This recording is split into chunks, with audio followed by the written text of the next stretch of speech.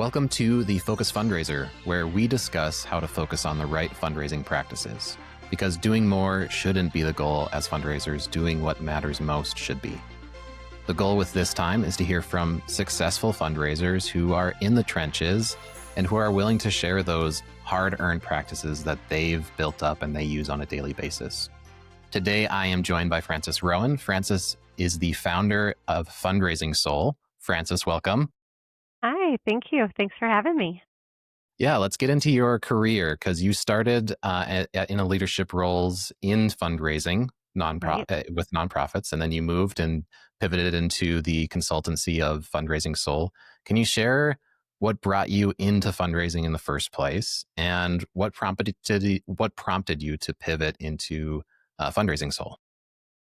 So I think this is gonna age me a bit. So because no new fundraisers say that fundraising just fell in their lap. I feel like they went to school to learn about how to fundraise or nonprofit management. So no, for me, I was working at the Bakken Museum, which is a local museum here in Minneapolis, and I was coordinating their field trips and their education program because that's my background. And their development director left and they said, "Oh, Frances, you like talking to people.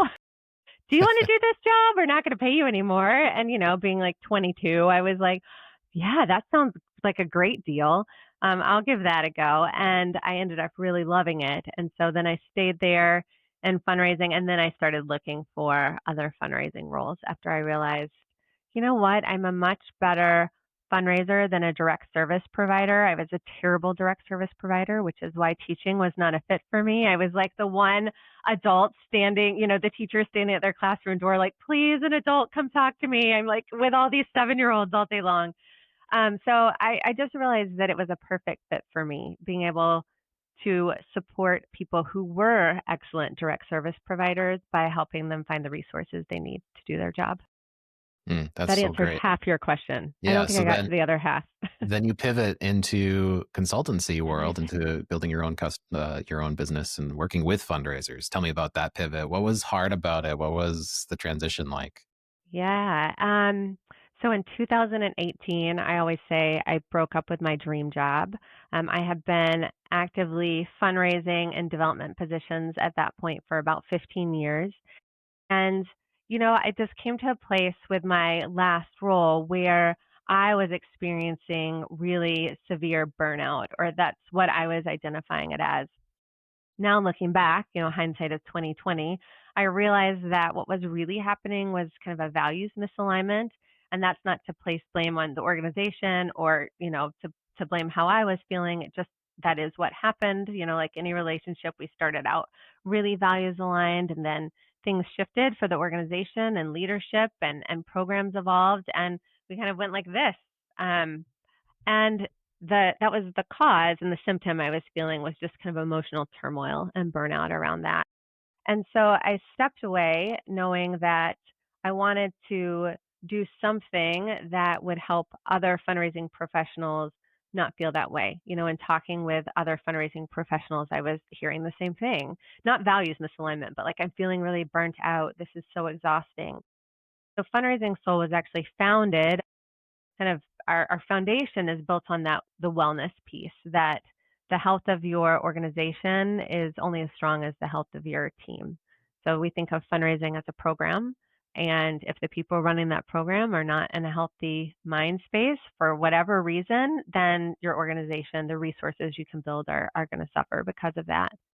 So we started out with that as a foundation, and the services that we layer on top of that are specifically around capital campaign consulting. We focus with small and mid-sized organizations on helping them plan and execute capital campaigns. So it was a transition, but for me, it was actually a really healthy transition, and also for the organization I left. You need someone who is in a good headspace as a development director and leading a team in a good headspace because it impacts the team. And so it was a really kind of good shift from that role to into consulting, and then being able to work with other fundraising professionals who sometimes are feeling great about their jobs and other times are maybe feeling a little bit stressed out and overwhelmed, especially if they're in the midst of a capital campaign. Let's talk about burnout a little bit. So, when Yeah. you're consulting and helping coach these fundraisers, do you Mhm. find a common thread with burnout? So, you mentioned values alignment. Is that it? Or Mhm. what do you see as a common thread oftentimes? Yeah, that's a really good question. I don't know if I've identified a single common thread for folks. I think the one that is easiest to put your finger on is that we just ask fundraisers and all nonprofits have to do too much. So there's too much on people's plates. And some of that is, our human nature, our inability to prioritize what's really going to move the needle, or feeling like if we let a single ball drop or something has to kind of go to the end of the list, that the world is going to fall apart around us, because it is a high risk um, profession. You do feel like, gosh, if I don't raise this money, then someone's not going to receive that meal, or we're not going to be able to do X, Y, and Z, or this is going to happen to this group of individuals or animals or whatever.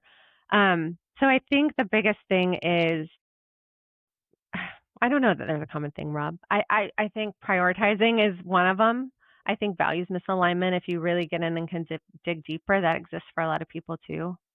Yeah. Yeah. We talk a lot about focus and prioritizing because doing more, that's kind of become our message alignment for our own product and company is you don't need to do more. You need to prioritize on what matters because there's always more to do. And there's Yeah. always a pile of shoulds that you could work on. And so how do you prioritize that? So I'd love to hear your take on that. Is that a big piece of what you do in your consultancy is helping coach fundraisers through figuring out what's priority? Yeah, absolutely. I love that there's a big pile of shoulds. I used to have a therapist that would say, "Don't should on yourself." I was like, Yep. "I am going to use that too. I love it." Now I'm going to steal yours and say there's always a big pile of shoulds. Uh, yes, helping people prioritize for sure is something that we work on. I always remind people that priority by definition is one thing. It's not 10. You can't prioritize 10 things. We end up landing around like 3 to 5. We're going to have 3 to 5 priorities this year. Five is a lot, but 3 feels doable. But also revisiting those throughout our time with folks to say, like, is this still the priority or has something shifted? Because priorities can shift and change depending on what's going on in our world, in our world, or what's going on with ourselves or our team. So yes, that's part of what we do. We do a lot of with capital campaign planning. We do a lot of work in pre-planning when a campaign is kind of like up here in our heads or in a nonprofit's heads, like we should do this. This is the big bold vision we have. We help them get that on paper, and that involves a lot of prioritizing. What are the key parts of this vision? It can't be all the things. So how do we sort of synthesize that and put that in buckets so that people can get their heads around it? That's good. So with capital campaigns, there is a lot of long-term focus and resilience that it comes with major gift donors and capital Yeah, campaigns. Do you have advice for those trying to balance the long-term strategy that we all want to do as organizations yeah. with the short-term needs that oftentimes feel like they're always on fire? On fire. Isn't that the truth? We just feel like it's all going up in flames all the time around us. Terrible feeling. That's a terrible way to feel. So I resonate with this question so much. Yeah, I hate the word balance, because I think that there are very few times in life where you're actually, in balance, and it's so short-lived, but we hang on to it when that happens. Like, that's the norm when it actually isn't the norm. Being out of balance is a little more of the norm. It's really hard to get something to balance. So I say, like, with the short term and long term, it's more about how they're intertwined and how they're integrated with each other. So it's kind of a both and. So if you think of it from the perspective of capital campaigns, your long term strategy maybe, we know that we're going to need more relationships with potential major gift prospects. So we've got to cultivate long-term strategies to cultivate more and to build a bigger, donor base for our work.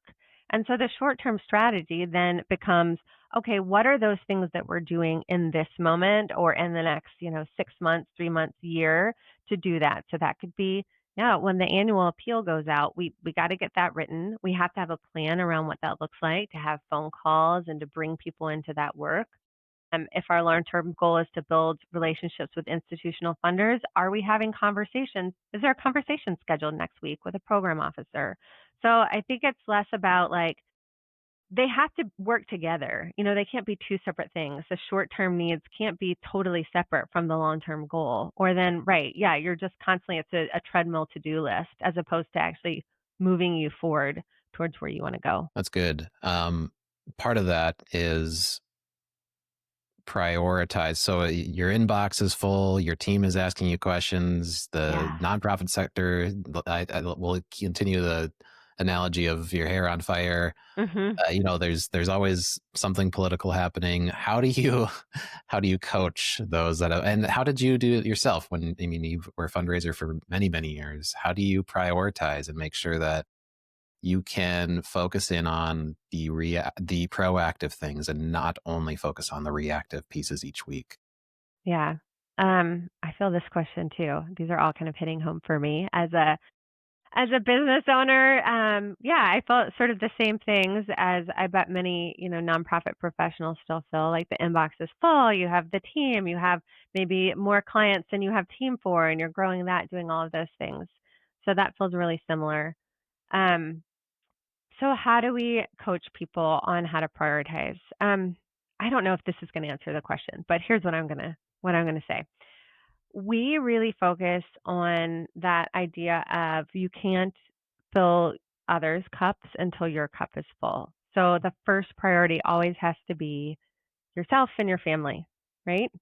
Because when you take that time, when you carve that time out, so if I look at my day and I say, all right, I know I'm going to have an hour and a half to work out. I know I'm going to want to have 2 hours to have dinner with my family. And, we have a soccer game or we want to do the X, Y, and Z thing together at the end of the day. Then it really helps you realize, well, how much time then do I have to focus on the work things? Because this is a non-negotiable. I'm going to get to the gym. I'm going to go to my son's soccer game. I'm going to have dinner with my family. And so then it does help you sort of put some parameters around, should I be cleaning out my inbox right now? Or is that what I need to do? Because then I'm not going to get to the actual important thing, which is finishing up that feasibility assessment for the client.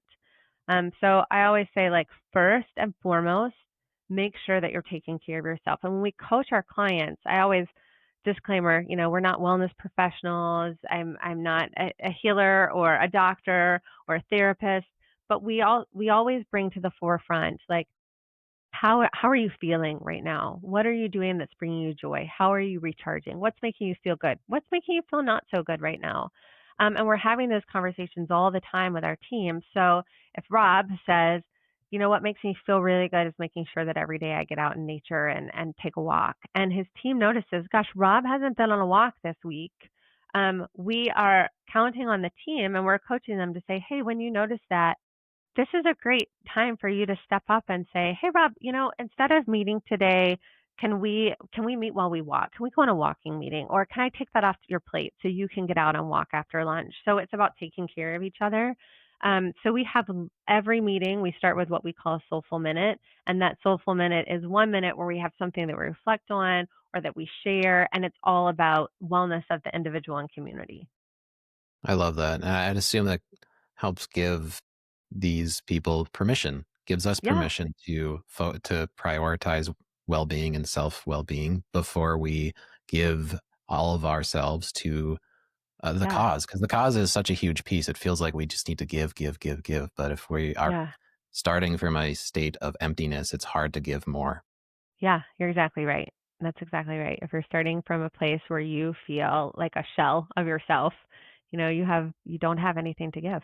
Mhm. Yeah, and that's a good definition of burnout. I've been there as well, and it's hard to you have to really prioritize to get out of that. So permission Yeah, is a big piece. So if those are I listening, love that. you have permission to give yourself space and to do things that will fill your bucket before you give to others. So I love that. Yeah, I love that word, permission. And I think that's so important as leaders.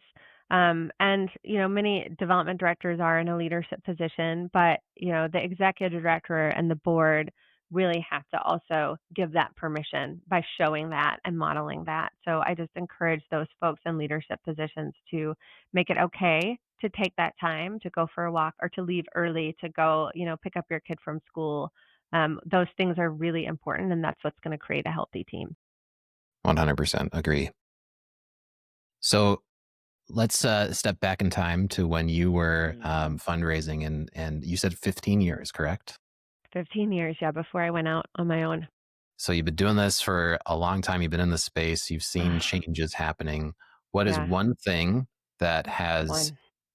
changed over the years or shifted, and one Mhm. thing that has held true from your perspective? Sure. So first of all, yeah, doing this for many years, you just made me feel really old there, Rob. You should feel experienced, not old. Experience, wise and experienced. Yes. So one thing that has changed, I'll start with that one. I mean, without a doubt, it's the tools that we use to fundraise. So, I mean, that goes from AI to, the CRMs, the wealth screening tools that we have at our fingertips to do our jobs. I mean, when I started, we still had a big file folder, like file cabinet of folders of the grant. Each, foundation was listed on the folder, and the reports and the copies of the grants and the letters that we got, in these big files. We, no one has that anymore. Things have really changed, even just in how where we're saving documents and what we're using to, like Word and Excel. All of that continues to change and make our lives easier. But with all those tools, what stayed the same is relationships. I mean, it's been about relationships from the beginning. That will never change. We talk with our team at Fundraising Sol a lot about, yes, we have all these tools. They can make things more efficient for us so that we can spend more time building relationships. If it starts to take the place of that, like this is not how we want to be using these tools. We want it to make it more efficient so we can go out and have more conversations with humans and be humans. We're not robots. Couldn't agree more. It's we like to say that your tools are you should only use so AI is such a big topic nowadays, and it feels like you're being left behind if you're not trying all these new tools and you're Yes. not doing X and you're not doing Y. But I think a great measure to measure against is this reducing the admin tasks and the pieces that allow me to focus more on the relationships, because Mhm. AI cannot replace human relationships, but it can Yeah. help support and take off those tasks that you don't have to manage all the data in your CRM. If you have a really good CRM that helps you serve up the right people to talk to at the right time. Yeah. Absolutely. 100% agree. Yeah, and it is. We all do feel behind. It's like, oh, have you heard of this new thing? Like, we got to zap this and do this, and yeah, there's so much out there. And I do encourage like our team and our clients to play around with it, be aware of what it can do and what its limitations are, because it is a tool that we should be exploring and learning how and where it fits. Um, and like you said, it should allow you to have deeper conversations and to have more time to have those relationships. Yeah, agreed. Yeah. All right, last question for you, Francis. For fundraisers who are feeling overwhelmed, who might feel that burnout right now, and they're listening and they're like, "Oh, this is hitting too close to home." What advice do you give those that are feeling underwater? Yeah. Well, you're not alone. It is a really common feeling. I think just in life, everybody hits even if you're, say you're at a season where you're staying at home and you're parenting or caring for, everyone feels overwhelmed. That's such a natural human emotion and season of life. And the challenge is you don't want to stay there. So that's not a good place to get comfortable. You never want to be comfortable there. It's telling you something. I think this goes back to those prioritizing, at like how you prioritize things, and recognizing that you can't do it all. We just can't. We're not unicorns. We're not chatbots. We are human beings who have, 24 hours in our day, and other things in life besides work, hopefully. So prioritizing those things, and the list of priorities can't be 10 long. It has to be short, and then encouraging folks to have conversations with their leadership. So, a lot of times we're kind of handed down these directives of what to do. Like, oh, we got to work on this. This is a priority now. Something shifted.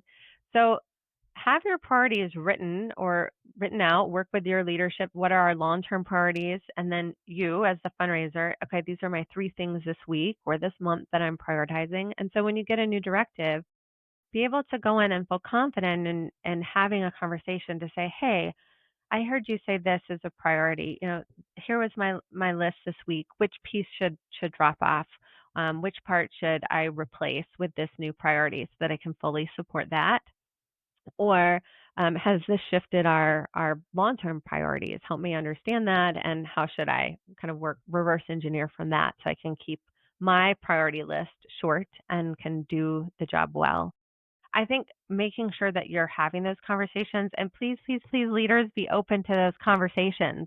It's Mm. not someone trying to get out of work. It's someone trying to do their work well to see, the mission succeed. So please support those conversations when folks come to you.